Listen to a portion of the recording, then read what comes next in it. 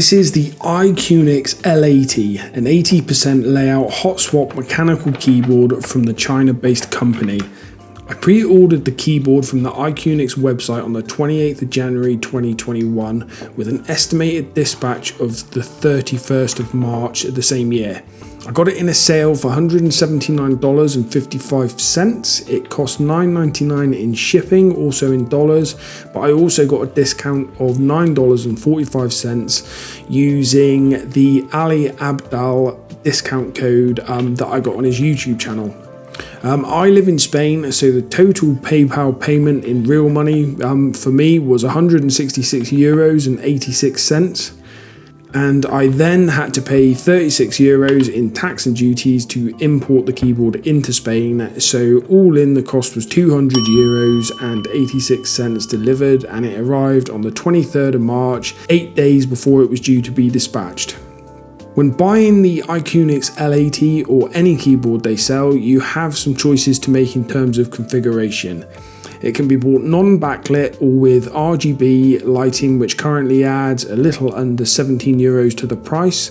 You also have the choice of a selection of both Cherry MX switches and Gateron switches. On the Cherry front, you can get browns, reds, blues, pinks or silvers, though for some weird reason the pinks and silver put the price to over €800, which I can only assume is a mistake, but it seems pretty consistent across the website, which is weird. On the Gateron front, you have the choice of browns, reds and blues. It has 3 forms of connectivity. It comes with a pretty nicely color matching USB-C cable for the wired connection, has Bluetooth 5.0 connectivity, or can connect wirelessly via a 2.4 GHz USB dongle.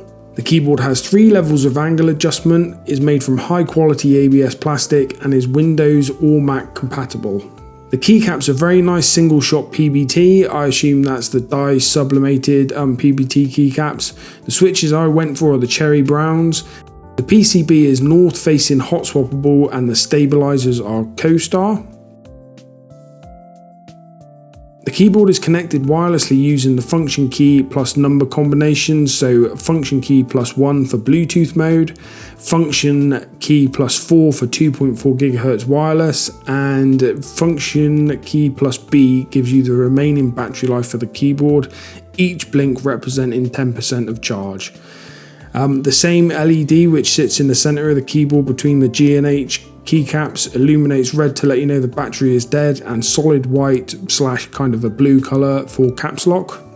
Additional features also included in the specification of the keyboard that I won't be covering in much detail are high quality RGB lighting with lots and lots of modes, N key rollover, and function key combos, of which there are many.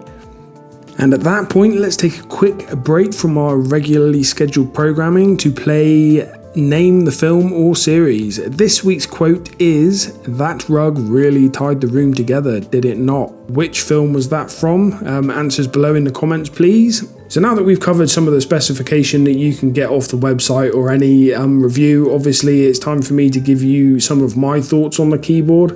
So my use case is productivity with lots and lots of typing. I don't play any games that require anything other than the use of the spacebar and mouse, which is Football Manager. I just do lots and lots of typing. So with that in mind, the IQUNIX L80 is hands down the best keyboard I've used out of the box so far, and while that isn't saying much given I'm new to the hobby and my collection only consists of a Durgod Taurus K320, a Novel Keys NK65 Entry Edition, a Melgeek Mojo 60 Moss, and now the IQUNIX L80, but it still stands head and shoulders above the rest for me, which I think says something, because like the Durgod Taurus is a good keyboard. Not so sure about the Melgeek Mojo yet, but it really does stand out above the rest of the crowd. The keyboard looked and felt premium at first sight and touch. The retro style is absolutely awesome and just to my taste. It looked good online, but in the flesh it looks even better. The battery was charged and ready to go. Wireless connection using either method was absolutely flawless, and the keyboard just fit into my setup absolutely perfect. I run quite a dark setup. I've got like a dark stained wood desk. I've got a black mouse mat. You know, my whole setup is relatively dark with a bit of RGB lighting, and even though the keyboard is white and pretty bright, it just fits into even this dark setup really nicely. I'm pretty confident that it will fit into almost any setup and look absolutely awesome.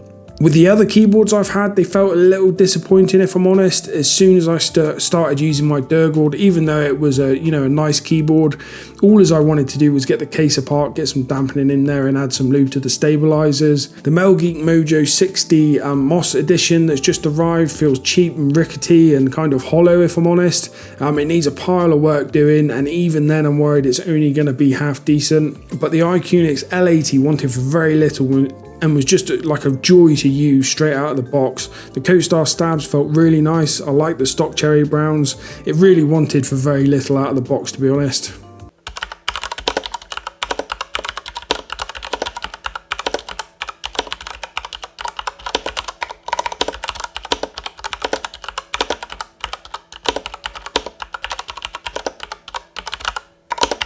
One month later, and the only thing I've done is I've lubed those Cherry MX browns with Krytox to make it sound a lot nicer.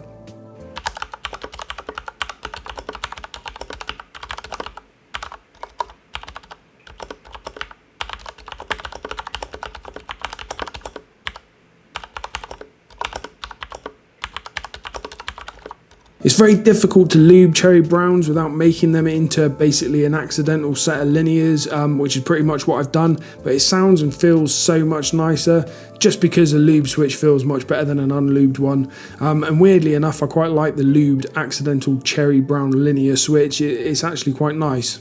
What I do want to do going forward is I want to get a set of tactiles in there with a more prominent tactile bump, so as I can lube them but maintain a lot of that, a lot more of the tactility. Tactile just feels more positive and responsive on a workhorse keyboard where I'm trying to get my word per minute, my words per minute up.